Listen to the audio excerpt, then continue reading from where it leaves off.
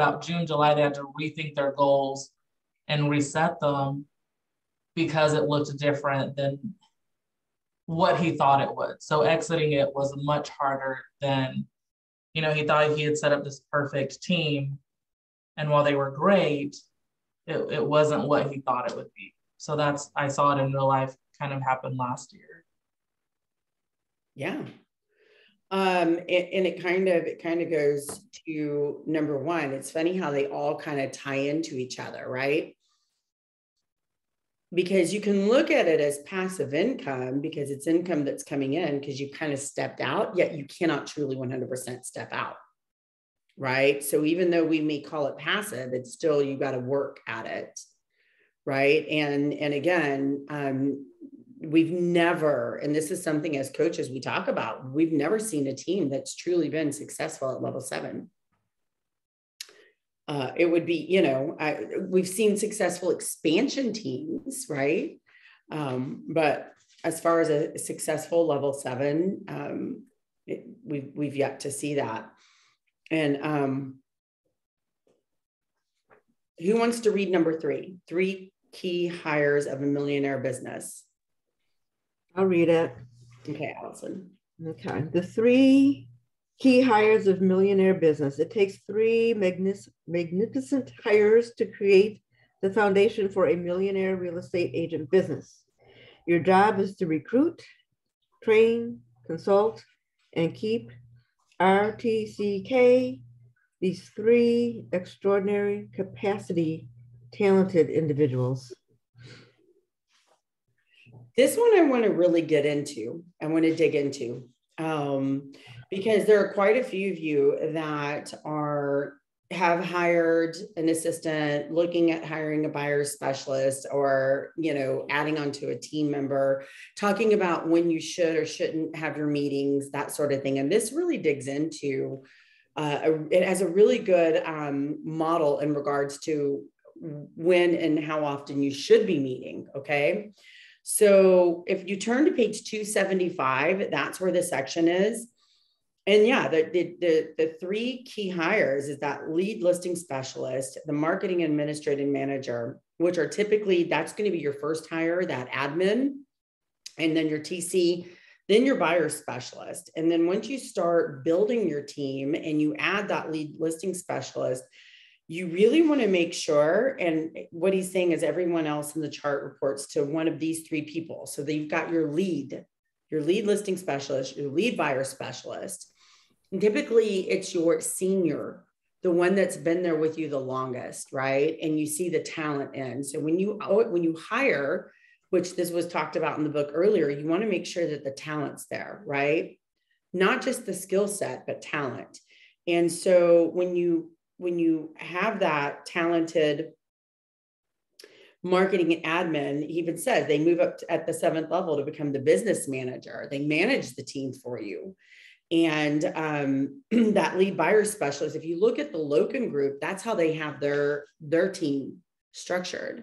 So you have someone that is the lead specialist of all the listing agents. And in fact, they, at one point, they had a vice president of the listing management. And then the same with the buyer. And their job, it was to literally just manage everyone that was on the team that was a listing specialist. So, and you don't have to, it's not necessarily even those 3 hires that why I wanted to go over this. It's more about the meetings that you want to have as a rainmaker with your team. Okay. And where he has that is on page 277.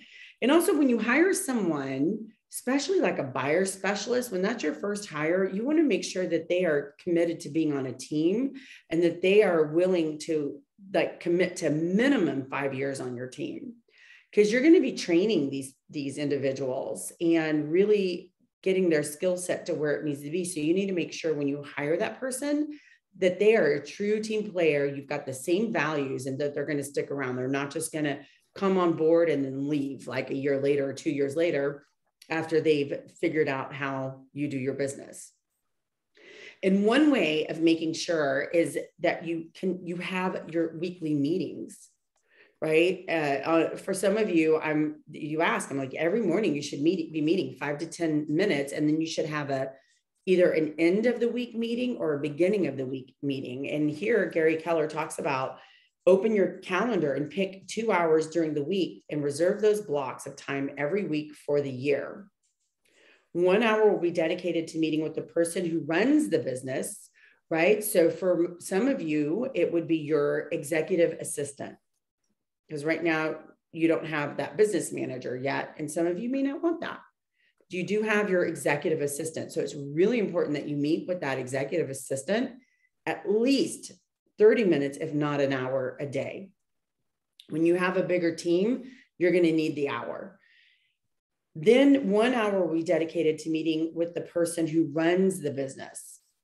And then the other hour will be spent with the person, with this person, as well as the other 2 key personnel. So let's say, for example, for those of you who have an executive assistant and even a transaction coordinator, they should be in the meetings too, or you've got your marketing person. You meet with them separate, right? And they're the ones that are going to be telling you what they see, what the team's doing, where they see there's opportunity for growth. You share your goals with that assistant, where you want, like for those of you who are planning client appreciation events, that's your time to meet with them, your assistant, and plan. This is okay. So this is what we need to have happen. So let's get this planned. Here's what I need you to do. What have you done so far? And you meet pretty much. Sometimes you take up that whole hour. Okay. Then with your team members, you want to have a separate meeting with them. So whether that's a buyer's agent, showing assistant, listing assistant, ISA, whomever it is, then you have a meeting separate with them and you talk about where are you on track to hitting your goal? What's happening with this buyer? What's happening with this listing? What upcoming listings do we have? And you talk about the business part, the lead generating, the business part to accomplishing your goals. And then you share with them what you've got coming up, okay? As far as client events, what you envision for the team, so that they're on the same page. What are your thoughts or questions or ahas, or what are you guys thinking about all this? Send some, this is y'all's platform too. Okay, so my question is, I'm not quite there at that level yet, Yep. But I like what you're saying, because I feel like that's the part that's missing. I have a marketing assistant and I have an admin. And I feel like that's the part that's missing, because I did write out a whole 33 touch plan, sent it to her, and that's it. So yeah. It's speaking to me saying, okay, Allison, you've got to develop that a little bit more and let her know, okay, this is how I want to implement the plan, right? And then my admin, I don't see myself talking to her 1 hour chunk once a week, but I do see myself talking to her more, maybe 10 minutes a day or every other day or something, because I'm not really generating a huge amount of business, but I'm beginning to generate a little. Would that be? Absolutely. Okay. Acceptable. Yeah. I mean, whenever he says, and remember, this is just a blueprint. An hour absolutely can be 15 minutes, 15 minutes a day. And then maybe at the end of the week, you've got, Friday, 10 minutes a day. And then maybe on Friday, 20 minutes, right? Or whatever it is to give you that hour. However it is, you need to space it out. But the bigger your team gets, you'll use an hour, trust me, meeting with your team whenever you have that team, even like 1 or 2 buyer's agents. Because you're discussing the pipeline that I ask all you guys to complete and fill out. When you have your meetings, you want to make sure that your assistant has created an agenda for the meeting, which is why it's important that you meet with your assistant, the person who's running your business. So here's what we're talking about in regards to getting the team where it needs to be and all the events that we're going to be doing and da-da-da-da. And here's what we need to be meeting with our team about. Right. And so, I met with my coach, and here are the gaps. we need to like figure out how many buyers our buyers agents are working with and how we can get them to, you know, fill that gap in, right? So then when you do meet with your team, sometimes it takes an hour. But yeah, definitely since you're jumping around. Anyone else? What are your thoughts about this? So sounds like part of the purpose of the meetings is also accountability to the people you're 100%. Absolutely. 100%. Because as a rainmaker, it's your job to be that leader. And he even talks about it right here, number 4, right? Which is your role and responsibility, leadership accountability. Which, who wants to read that? Page 269, number 4.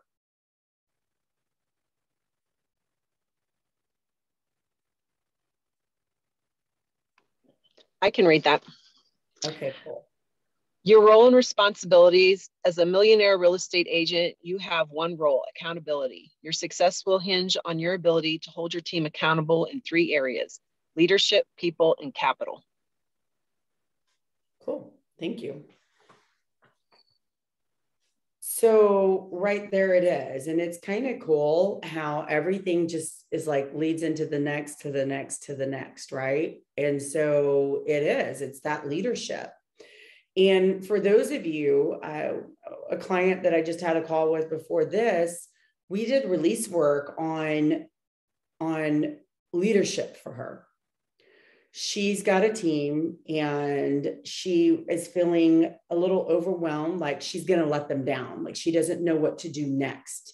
And she's really scared and nervous, like she feels like she has a lack of knowledge. And when we got down to the root cause, what's really truly going on, she has fear. So we worked on her fear, right? Her fear of leadership, fear of like, and where that came from. Which is why when you know, stepping into that role, it looks easy, yet it's not. You've really got to develop your skills as a leader and be okay with holding other people accountable and being okay with, you know, it's telling people the truth, care and candor, right? What do you guys think about care and candor?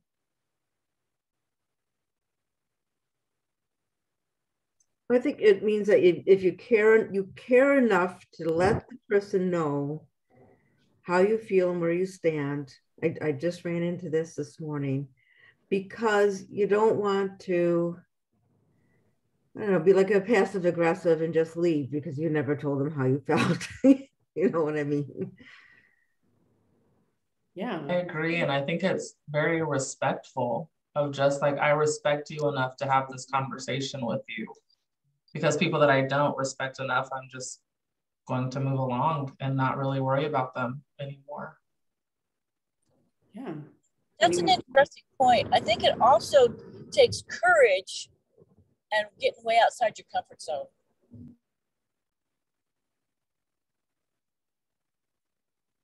Who else? I also think when you talk to people, make it about the work and not about them, because you need to make that distinction. Because people feel they'll take offense if it all depends on how you communicate it. So always talk about it's about the work. It's not about them, unless it's specifically about them. But typically it comes down to the work. Yeah. And there are some ways when you're giving feedback, like when you ask if you're handling, and this is just a little bit of some mentorship for you guys, and you guys may know how this technique works. It's called the sandwich technique. Yet sometimes when you have someone that is so overly optimistic, which is why we do the KPA, so we can see, are they on optimistic, you know, the optimistic level. When you deliver that positive feedback and you give where there's room for improvement, they don't hear that. They only hear the positive, white noise, and then positive, right? So one thing that you can always ask is, share with me, how do you think you did? And if that agent on your team or your marketing assistant, whoever it is, oh my gosh, I think I did really well. I thought it turned out great. How would you handle it differently as a leader, delivering the feedback and your thoughts? When in corporate America anyway, I always walked into every meeting where I was being evaluated with the knowledge of where I stood with that, because we had been communicating all along where I missed the mark and where I exceeded the mark. So I kind of had an idea of where I stood. But more recently, I've come to the thought that, like you just said, how would you have handled that differently? And not necessarily differently, but how could we have made that better so that we did more, so that we attracted more, we serviced them better? How could that have been different? What could we do differently to enhance what we've already done? Whether it was good, bad, or indifferent, what could we do to enhance that? What was it they said at family reunion? Everybody always asks about what's the average. And well, what the average person comes in. And the question was, well, are you average, or do you want to be average? No, we don't want to be average. So we're not looking at the average. We're looking at the average as a baseline, and where can we go from there? Yep. Yeah, I like that. Absolutely. So when someone comes in and they're so overly optimistic, you don't want to tell them, well, you really sucked, because that's going to devastate them, right? And that's not going to do any good at all, but just make them go, what? No, yeah, you would say, oh, okay, I hear what you're saying. And so share with me what you felt was really good. And then they can tell you what they thought. And then you can say, cool, well, where would there be opportunity for growth? And then hear what they say. And then may I share with you what I feel where we could have had some growth and I would have liked to have seen it. And then that way it's kind of like the sandwich technique, but it's not like busting them and crushing them. So as a leader, you have to know these techniques and these tools and really use that KPA to get to know who's on your team and how to handle them, and really get to know. On page 280, it talks about, your mission, your vision, values, which I always talk about with you guys, your beliefs and your perspective. So the more clarity that you have on these 5 points, the more you're attuned to and bring these clarity to these 5 issues, it's just going to be smooth sailing with your team. When you see that, and I think that's what Ben Kinney's doing really well right now. He's just got it down, man. He's got a mission, a vision, his values, it's just boom, boom, boom. And that's why you're just watching what he's doing, and it's just poof, because he's got such clarity on that. So I really want to, as an action item for you guys, and I know I've asked you to do it before, yet I really want you to revisit. What is your purpose, your mission? What is your vision? Your values,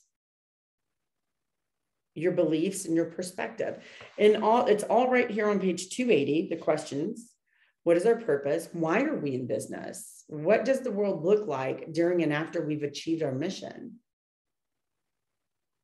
Right? What is important to us? What do we value? What is the why behind our business and our priorities? What are our rules and guidelines we will follow when we work together? So a lot of you, we've discussed boundaries. What are you willing to accept, and what are you willing not? What standards are you going to create for your business? Like-minded people attract like-minded people. I'm sure y'all have heard of that before. Perspective. What is your current situation? Where are you truly right now? Where are you? What's the reality?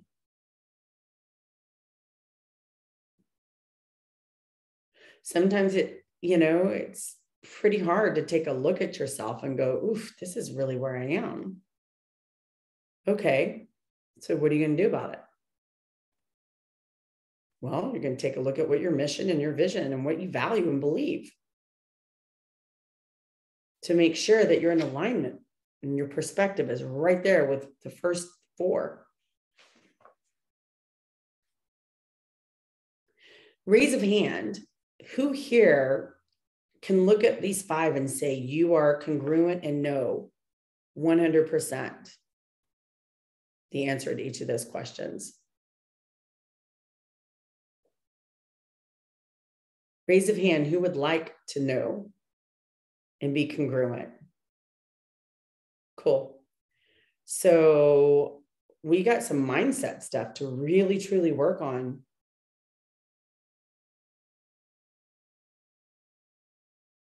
And the one way you're going to do it is by really taking a deep look at yourself and answering these questions. And anything that you have an issue on, for those of you who joined the call when they made the announcement that we're performance coaches, we're still, I mean, I still do the same thing. They just changed our name because it makes more sense. When you got all that interference, you're not able to potential minus inference is performance. So when we can get rid of that interference, you can start performing like to the capacity where you can, right? And so this is going to get rid of a lot of the interference because it's going to give you clarity and an idea as to where you are supposed to be and what it is you're supposed to be doing, your life's purpose.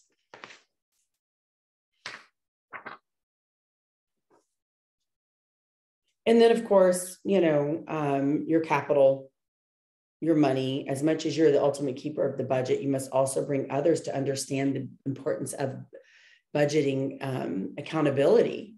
When you start to meet with your assistant, for those of you who have an assistant and you're talking about sending out a campaign, I'm trusting that you give them a budget and you ask them, get back with me as to how much it's going to cost. You just don't say, oh, go and spend whatever you want, right? You have a budget, and a good assistant will make sure that you keep on that budget. So sharing your budget with your assistant is crucial. Okay. Anybody have any thoughts about that section of the book before we, put it all together with focus, which is the very last part of this?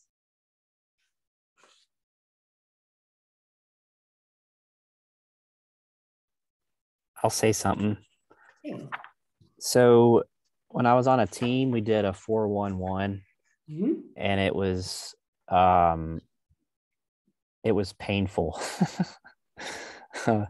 The person that was the team leader for me was very quiet, and he got comfortable with the silence. And I went in there sometimes being like, when I met my goals and I had stuff written out, it was cool. That's awesome. Let's move. What can we do to keep you on the path that you're on? And those were the more productive meetings for me. And when I knew I didn't meet my goal, it was really uncomfortable to self-discover.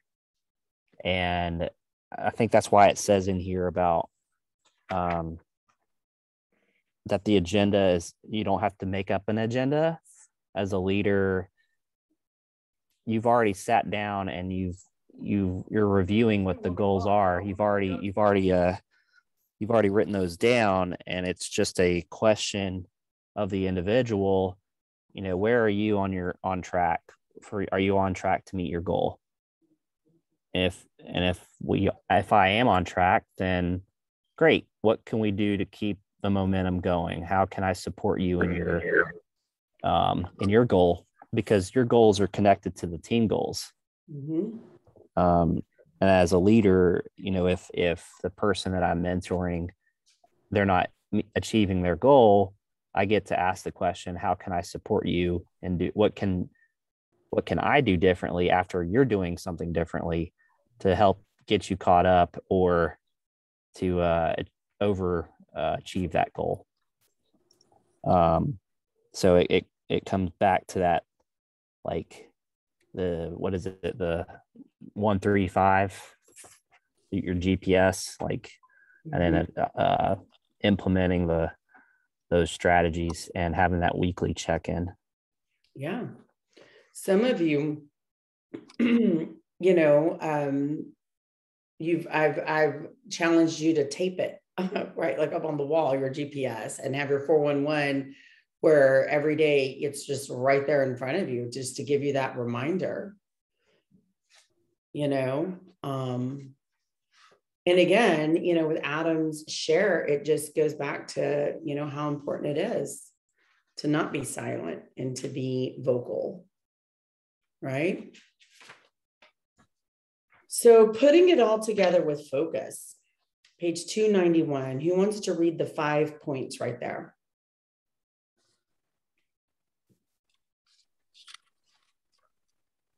I'll read them. Number 1, create a personal plan and make process your focus. Number 2, time block to get your focus. Number 3, get accountability to keep your focus. Number 4, make sure your environment supports your focus. And number 5, keep your energy to maintain your focus. So when we meet on our coaching calls, right there, create a personal plan. Like, whenever you guys share your amazing wins and even your, challenges with me, and we look at your numbers, it's always, what do you guys need? Like, what do you feel that we need to really accomplish today? So it would be really cool for you guys to know exactly what your personal plan, whether it's to do those 5, your mission, vision, values, belief, and perspective, working on that, creating that action plan to make those 5 steps happen for you.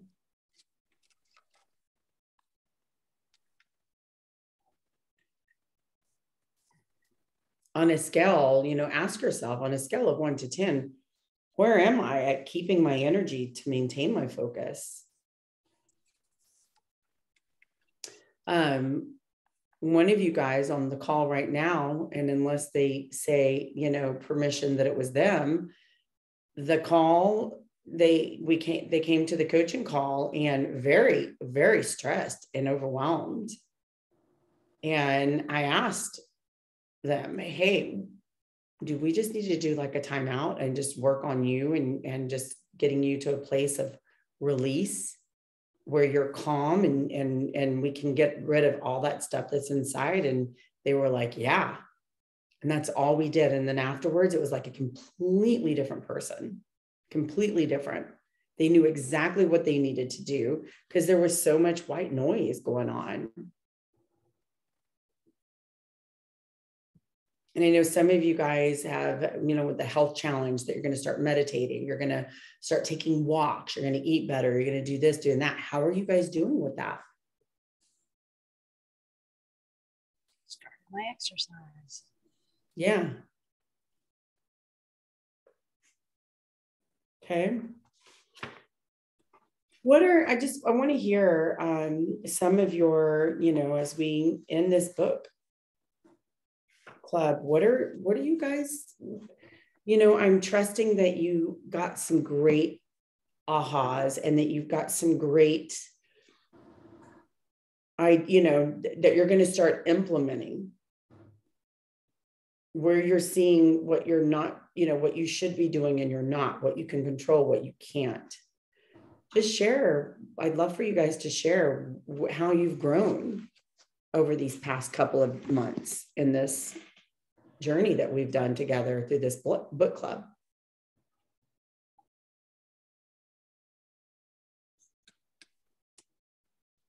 I mean, I feel like I've become more self-aware in my business, and in terms of time equals money, and in terms of money, and where am I getting more bang for my buck? Where am I not?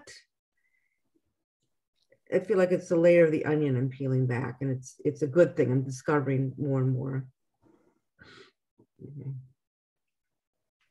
Who else? Sorry, I'll pipe up. I was just going to say kind of very similar. For me, it's leverage and using it more. Just learning to let go of some of the little things that I don't need to be doing. So that's probably my biggest takeaway, trying to implement those things. Okay. It's been focus. I've been trying to focus more on my business and getting things done. Who else? One thing that I loved on the 7th level concept at the bottom, I'm always preaching like a life by design. It doesn't mean you have to be the super top agent. It's what fits yours. And it says you do not need to predetermine which level you will ultimately achieve. The key is to master the level you are on and then let that set up the foundation for possibly moving on. And that always feels like a release, right? That I don't have to be like the person in the back that's doing 130 million a year. You know, that doesn't have to be my goal, but my goal should always be to be the best in whatever position that I'm in at the moment. Yeah. Nice. Who else? It's about. I'd like you go ahead.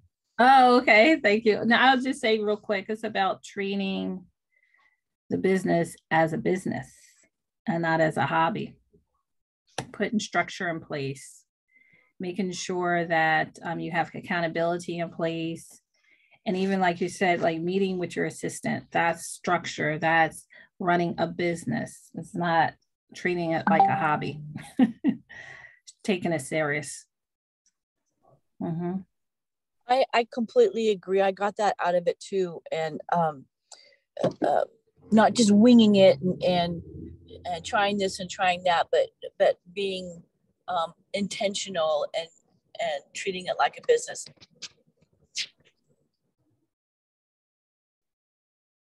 Sorry, I muted myself. It is a business. And I really want to give you guys like, you know, kudos, because I really from where some of us have started to where you are now, you guys are running it like a business. And I know you know who I'm talking about, you know, like that you guys know where, some of y'all were when you first started and where you are now. It's like you've got that CEO hat on, that business hat on, and treating your real estate as a business versus just, a hobby. Not a hobby, but you know what I'm saying. I get a lot of clients that whenever they come with me, they said, I want this as a business, not just something I'm doing.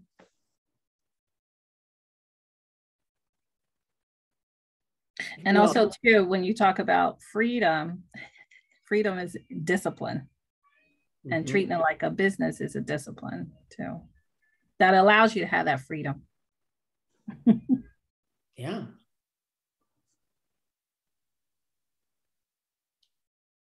Anyone else? Discipline equals freedom, field manual. Ah, look at there. Adam's got that book, right? Did you read that? I was like, did I mute myself again? Yeah, it's really good. I going through Bold, I'll write, the gratitude and the affirmations, and each like little section, it's a compilation of poems. Yeah, Jason, I like Jocko. Yeah, so it's just really simple and easy, and it's like a bold law. I'll read one. It takes just a second, and discipline does equal freedom. That was something that when I went through officer candidate school in the Navy, like that was something that they talked about, was that it was the instant willingness, obedience to orders, respect for authority, and self-reliance. And the self-reliance part is what we all are in, in our real estate businesses. It's, if it's to be, it's going to be up to each of us individually. So yeah, discipline does equal freedom. It sure does. And that's why one thing we talk about is a routine, getting that routine in, and that healthy part of what you're doing is going to help you guys create that routine. So with that, I'm so grateful for all of y'all and who have consistently been showing up for the book club and just really thinking about the 5 questions on creating your vision, mission, values, belief, and perspective, so that you make sure that you know exactly where and what your purpose is, and then creating the focus that you need, right? And that's what I'm also here for as well, is to hold you accountable. We are going to have another book club. So I'm going to just have Arian send out a poll with like 3 choices of 3 books so that we can start. And I'm thinking we start in April. That way, that gives you guys a month to, just kind of implement everything that we've been talking about from the MREA and what you want to, in what you've not finished and what you should be doing. One thing that I consistently been hearing is that database and customer service, creating the relationships. So until our next coaching call, that's the focus, just creating that relationship with your clients and your friends and your sphere of influence, and making sure your database is like systemized. Okay, guys, love you all, and I will see y'all soon. Have a good day. Thank you. Bye.